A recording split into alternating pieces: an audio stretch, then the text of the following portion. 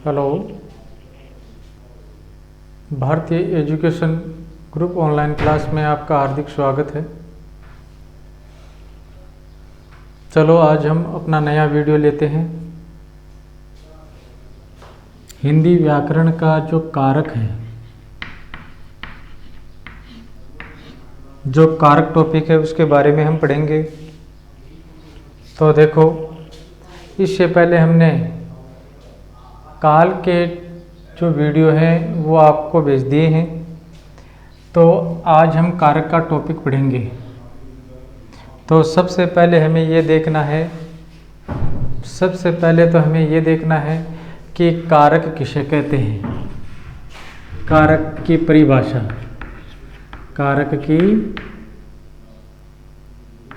परिभाषा यानी सबसे पहले हमें ये देखना है कि कारक होता क्या है और कारक की परिभाषा के बारे में जानना है। अब हमें ये देखना है कि हमारे हिंदी व्याकरण में कारक 8 प्रकार के होते हैं। कितने प्रकार के होते हैं? 8 प्रकार के। और उन जो कारक चिन्ह हैं वो संस्कृत में उन्हें हम विभक्ति कहते हैं। संस्कृत में उन्हें क्या कहा जाता है? विभक्ति। यानी विभक्ति होती है और हिंदी में इसे कारक चिन्ह बोलते हैं। हिंदी में इसे क्या बोलते हैं? कारक चिन्ह। तो अब सबसे पहले हमें इनकी परिभाषा देखनी है कि संज्ञा या सर्वनाम, संज्ञा या सर्वनाम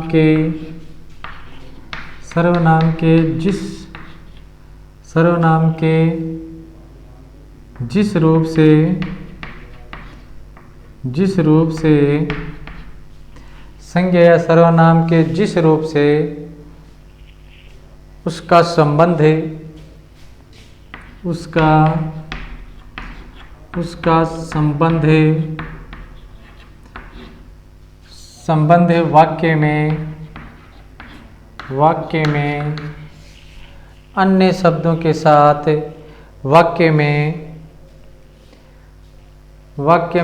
प्रयुक्त अन्य शब्दों के साथ, वाक्य में प्रयुक्त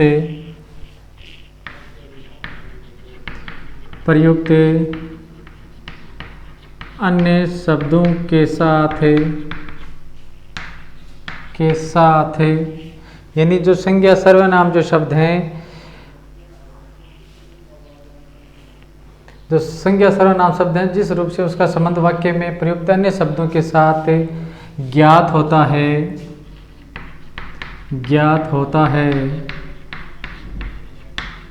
उसे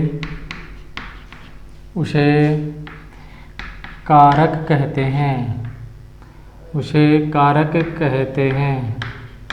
अब देखो, सीधी बात यह है कि देखो, एक उदाहरण से मैं आपको समझाऊं कि कारक चिन्ह, बाद में आपको ये परिभाषा अच्छी तरह से समझ में आएगी। जैसे मान लो आ गया, राम ने रावण को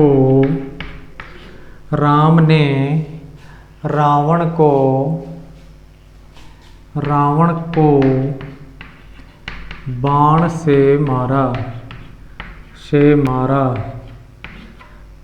अब देखो ये कारक चिन्ह कौन से होते हैं? हमारी परिभाषा हमें क्या बोलती है? हमें अपनी परिभाषा क्या बताती है? देखो, ये राम शब्द है, ये संज्ञा शब्द है। ये राम शब्द है, ये क्या है? संज्ञा शब्द है। अब राम संज्ञा शब्द है और राम के बाद में जो ने शब्द आए हैं, ये कारक, ये क्या है? ये कारक है, ने कारक है। फिर देखो, रावण है, वो भी क्या है? एक नाम है, तो ये भी क्या हो गया? संज्ञा।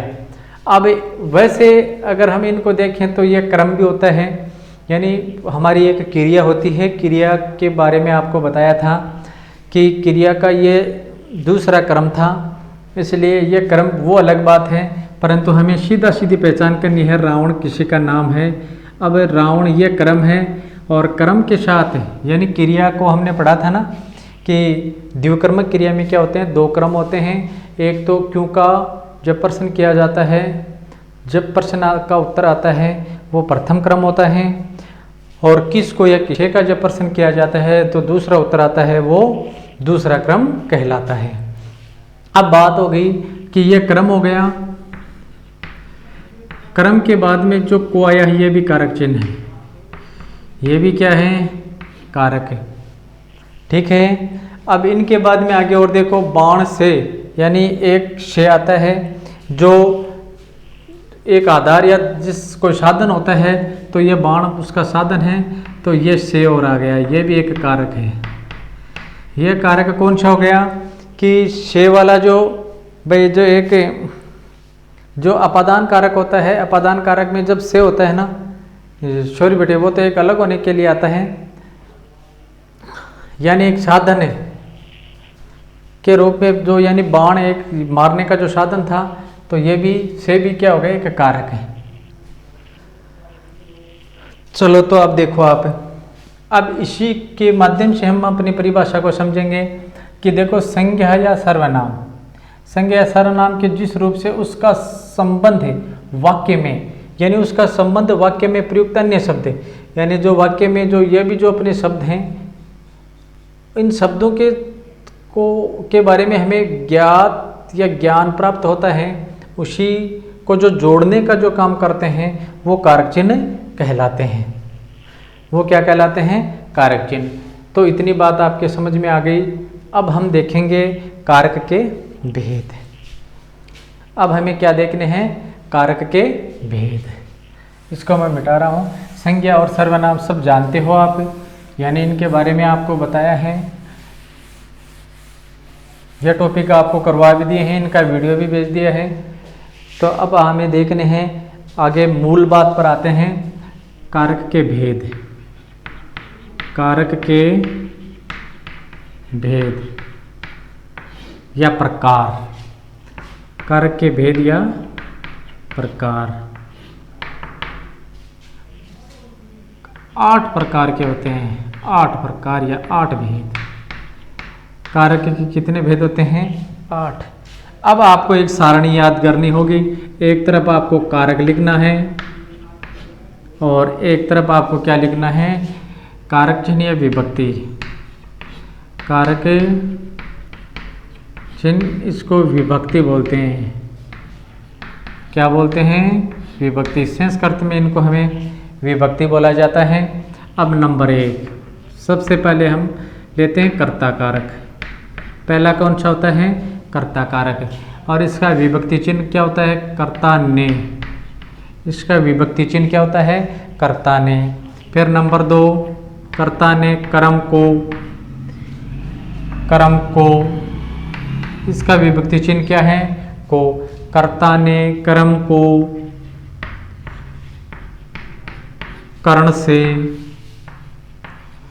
कर्ण से, यानी ये के द्वारा के रूप में आता है। ये किसके रूप में आता है, के द्वारा। ये आता है के द्वारा। हाँ, तो ये देखो बाण के द्वारा, तो वहाँ पर ये कर्ण कारक था। अभी एक उदाहरण आपको बताया था ना कि बाण से, यानी बाण के द्वारा, यानी के द्वारा के रूप में आए तो वहाँ पर कर्ण कारक होता है। यानी वो 3 कारक आए थे, वो आगे बताएंगे। अब आपको कर्ता ने कर्म को कर्ण से संप्रदान के लिए,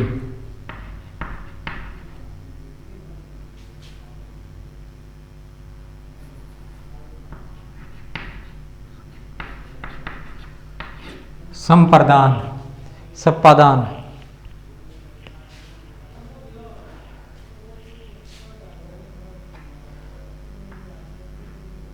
कर्ता ने कर्म को कर्ण से संप्रदान के लिए, संप्रदान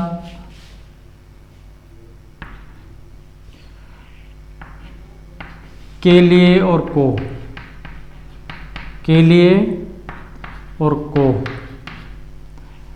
संप्रदान। 5वां है अपादान,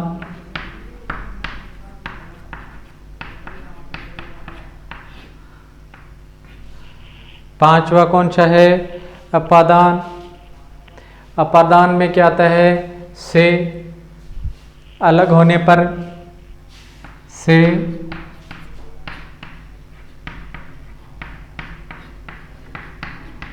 अलग होने पर। छठा है अधिकरण।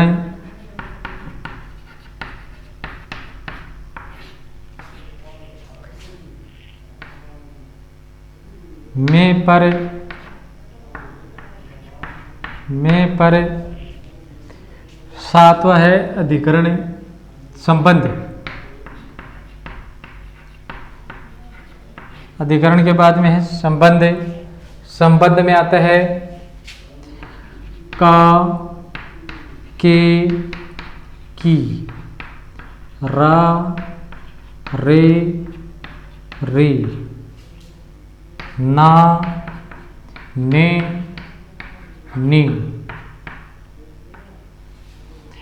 अब आठवां बचा संबोधन।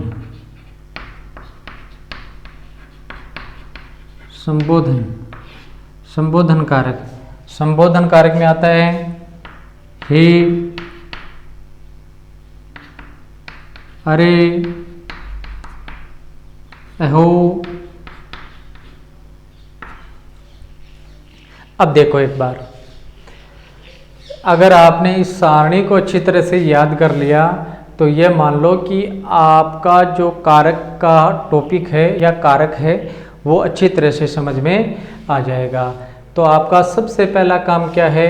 हमें इस कारक की जो सारणी है इसको अच्छी तरह से याद करना है और इनके बाद ही हम कारक को अच्छी तरह से समझ सकेंगे।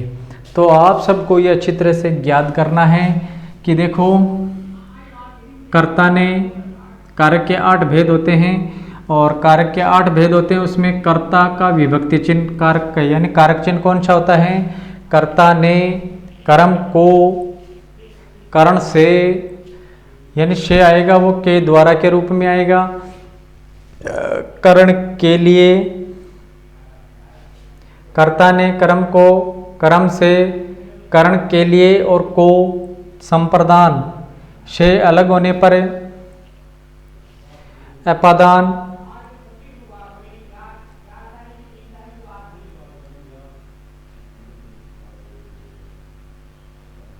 हाँ, अपादान अधिकरण। अपादान में से आता है वो अलग होने पर आ जाता है। संप्रदान के लिए को,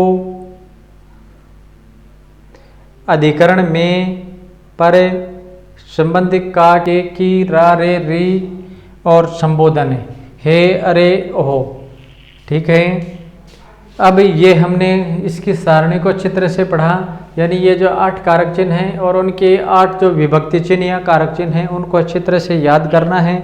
और अगर आपने इसे सारणी को अच्छी तरह से याद कर लिया तो आपका ये कारक का टॉपिक आपको लगभग याद हो जाएगा। अब देखो, हम सबसे पहले लेते हैं, सब एक एक भेदों के बारे में पढ़ेंगे कि देखो कर्ता कारक कहाँ पर प्रयोग होता है, कर्म कारक कहाँ पर होता है, करण कारक कहाँ पर होता है। इन सब के बारे में हम अलग से जानकारी प्राप्त करते हैं। तो देखो, अब सबसे पहले हम लेते हैं कर्ता कारक है। सबसे पहले हम किसको लेंगे? कर्ता कारक को। हाँ, तो देखो कर्ता कारक,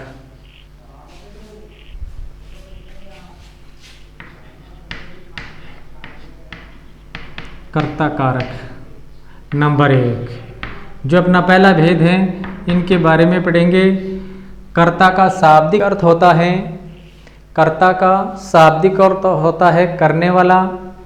और वाक्य में जो संज्ञा या सर्वनाम शब्द है, वाक्य में जो संज्ञा या सर्वनाम शब्द सर्वनाम शब्द क्रिया को संपन्न करते हैं या क्रिया को संपन्न करता है उसे कर्ता कारक कहते हैं। यानी कर्ता का शाब्दिक अर्थ है, कर्ता का शाब्दिक, कर्ता का शाब्दिक अर्थ है, शाब्दिक अर्थ करने वाला, करने वाला। कर्ता का शाब्दिक अर्थ क्या होता है? करने वाला, यानी हमें इस बात का पता है कि जो भी हम काम करते हैं या वाक्य में जो काम करने वाला होता है उसी को हम क्या कहते हैं, कर्ता कहते हैं। अब एक कर्ता का शाब्दिक अर्थ होता है करने वाला। वाक्य में जो संज्ञा या सर्वनाम, वाक्य में जो संज्ञा या सर्वनाम, वाक्य में जो संज्ञा या सर्वनाम,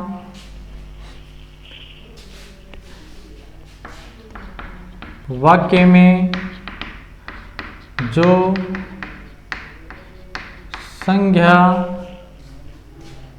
या सर्वनाम, संज्ञा या सर्वनाम, शब्द, सर्वनाम शब्द, वाक्य में जो संज्ञा या सर्वनाम शब्द क्रिया को संपन्न करता है, क्रिया को संपन्न, क्रिया को संपन्न करता है, उसे कर्ता कारक कहते हैं, उसे कर्ता कारक कहते हैं। जो संपन्न करता है उसको क्या कहते हैं, कर्ता कारक कहते हैं। अब देखो उदाहरण है,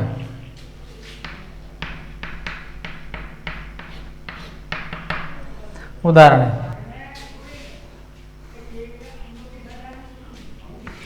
रवि ने पत्र लिखा, रवि ने पत्र लिखा। तो यह रवि संज्ञा शब्द है और यानी कर्ता कारक होता है, वो तुरंत कर्ता शब्द के बाद में जुड़ा रहता है। कर्ता कारक होता है यानी जो विभक्ति चिन्ह होता है या कर्ता कारक चिन्ह होता है वो कर्ता के जस्ट यानी तुरंत बाद में जुड़ा रहता है। तो यहाँ पर ये ने है, ये क्या है, कर्ता कारक है। आगे, राम ने पुस्तक लिखी, राम ने पुस्तक लिखी।